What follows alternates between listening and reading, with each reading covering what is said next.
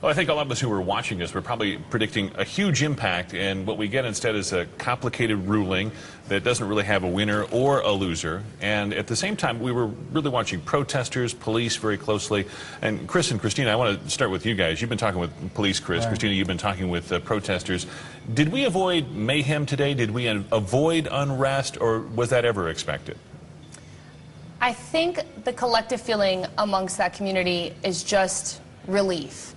And what they were really planning all day today was vigils, because from their perspective, they were still finishing a prayer, a segment of time that they started in April when the governor signed this bill. So this was a time for reflection and prayer, really, today more than anything else. They are now turning those vigils into voter registration. So if you go down to the state capitol, it's really interesting. Literally, where you have the vigil area set up, now have large fold-out tables with voter registration signs up. So the feeling they have is a bit of excitement. It's more just relief. There's a sort of buoyancy to how they feel about this ruling. But at the same time, they're very focused. And from their perspective, on Thursday, they've always used the expression, this is only the beginning. And what they meant by that is they had a series of plans. So it was prayer until Thursday. And as of Thursday, they were going to launch into this action phase of recruiting as many people as they can to vote, because their plan is to vote everyone who supported SB 1070 out of office. So it's sort of like it jump-started that action plan. You know, as well, though, that the emotions on this run the gamut. It's not just supporters and protesters. There's people on every side. Chris, I know police were preparing for just about anything and trying to be prepared for anything. Well, when you look at the protesters, and they were expecting a large number of civil disobedience, and they were thinking there was going to be a large number of arrests, we haven't seen that whatsoever, and we didn't see that. The other angle of all of this is I immediately got on the phone with some of my contacts, and it was really interesting to hear them say that it wasn't so much of they're talking about the ruling, it was that they had to reach out to their entire department to let them know of the ruling, to let them know for the guys that work that shift, that come in after midnight, hey, this is no longer effect. So that, for one thing, that's a very tough situation for the police officers, because you're talking about tens of thousands of police officers across state. The other interesting point that one of my contacts in law enforcement brought up is we saw the DVDs that they put out for training. Well, much of those DVDs are now defunct, for lack of a better term, because it's really not going to be, it's really pointless, I guess, is the best word for it at this point. Well, what happens with the protests? Excuse me, what happens with the protests now? I mean, or the demonstrations, I should say. Are they called off, or do they go on? And are they amped up because there's this excitement behind them now? It's not just that they were demonstrating against this one particular bill. They're demonstrating against a collective feeling that they have that the current people who are in power that lead the state aren't sympathetic to their view. That and this became a day they could rally around, is what you're thinking. It became a catalyst for sort of a movement that had already been going. So for them, this is not over by any stretch. And Kirk, you can actually probably talk to this. It's not over anyway, right? I mean, long run, realistically, does this have an impact down the road, or is it? We all knew it was going to be appealed. We all knew that it's probably going to wind up in the Supreme Court. So in the long run, does it really mean that much? Yeah, that's the question. And, you know, we were talking this morning with some reporters out in D.C. who have said they've talked to federal officials. They've heard from federal officials ICE doesn't have the capacity to take any more people anyway. So even if Arizona, which they're already sending 25% of the undocumented immigrants to ICE, even if they increase that, ICE wouldn't necessarily be able to handle it. Well, and that was one of the concerns, is 88 minutes was the return time when they were calling into ICE to get some verification information. It's too long. Yeah, you can't 88 minutes for a simple traffic stop just to verify that? I mean, it was one of the things Susan Bolton was asking so many questions about in the early proceedings, so we knew that this would be part of it, the part that was struck down. Now you look at it, though, and what's left to the bill? There are so many things that are crossed out on there, it's sort of toothless when you actually look at what is actually left. Well, it's effectively gutted if you look at it that way. I think a lot of people look at it and say, really what we're doing is just setting aside some of these issues to decide the constitutionality of them, because the reality is that we really haven't made a constitutional decision on what fits and what doesn't fit and that sort of thing.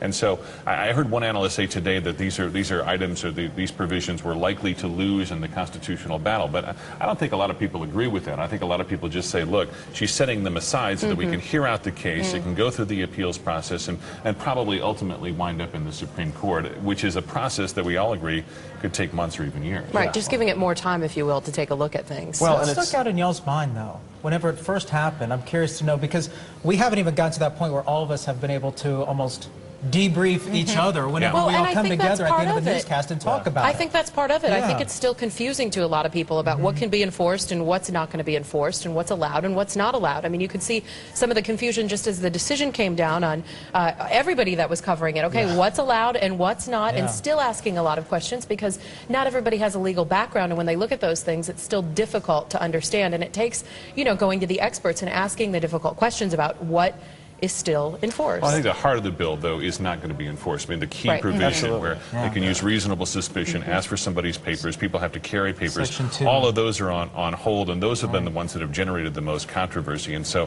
when you look at what's left in this bill, it's really something that hasn't generated controversy thus far. It's what they've been doing. Yeah. And I think it's safe to say the only things that have been put on hold at this point are the things that were different than what people like Sheriff Joe Arpaio were already doing.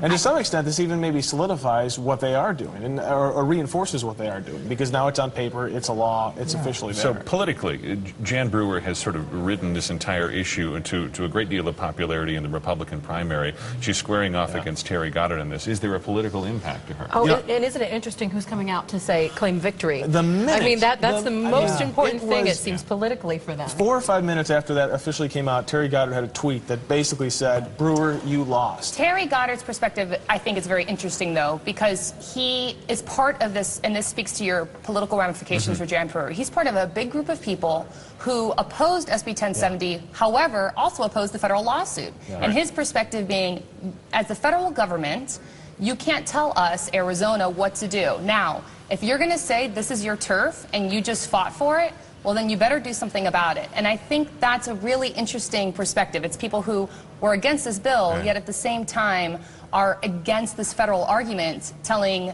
the state, hands off. Well, Goddard and Brewer are trying to spend the same political currency here, basically trying to square off the government. I mean, I think Goddard realizes that there's a great deal of support for 1070 based on the fact that people need to do something about immigration reform. And so he's talking tough, or at the same time is still opposing SB 1070. It's like he's trying to ride both sides of the He fence. doesn't have a choice at this point. If you plan on winning as governor, you have to support some sort of immigration reform.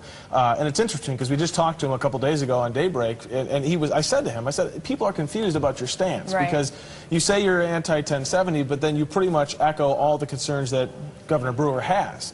And he just doesn't like the bill, but he likes immigration reform. He knows something needs to be done, He just and he doesn't wants think something to be done. this is the way I to don't go think about Brewer it. really loses any support in all of this either. I mean, I think the people who have supported her have supported 1070. They see her fighting the good fight, whether she wins or loses. Here's the thing that I thought was the most interesting, is the fact that we had a ruling today. Because if you all recall, up until yesterday, all the legal experts in town were saying it's not going to happen by Thursday. She even said from the bench, I'm not going to let Thursday rush me into a decision. So something that investigator Josh Bernstein and I were talking about is, once she heard all the arguments and once she took all the documents home, did she find it that egregious that she said we can't even let this take effect on Thursday? It just, I would love to be able to get I in found her that whole thing brain hard and to say, believe, though, because she why set the today? hearing back. You remember she set the hearing back a Right. couple of days and purposely set it back another few days to give herself more time. Right. And, you know, when cleared her you calendar. do that, I mean, it seems pretty clear that you intend to at least give yourself the option of making that ruling before the law takes Well, effect. let me wanna point read- this out real quick, just to continue on that. The SB 1070 is, I think, 17, 18 pages. This ruling is 36 pages.